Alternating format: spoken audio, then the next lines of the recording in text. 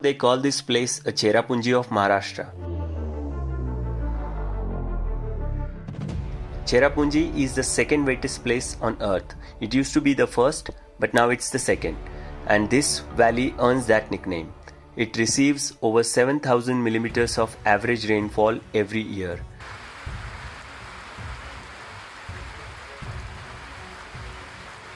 Most of the time it's hidden behind the mist. But it's January, and this is the time when Sahyadris finally reveal their true face. You probably guessed it right by now. This is Amboli Ghat, sitting at an altitude of 2,260 feet, the final mountain pass before you drop into the scenic coastal regions of Konkan. If you are driving from Mumbai or Pune to the world party destination of Goa, this is the legendary final descent. I filmed this in January 2026.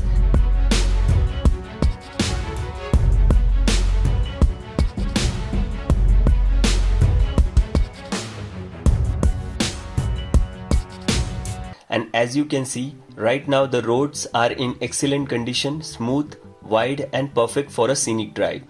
The route via Ajara and Sawantwadi is easily one of the best drives in Western India today. From this drone shoot, you can easily see some of those 9 famous hairpin bends dropping nearly 1500 feet in just few kilometers.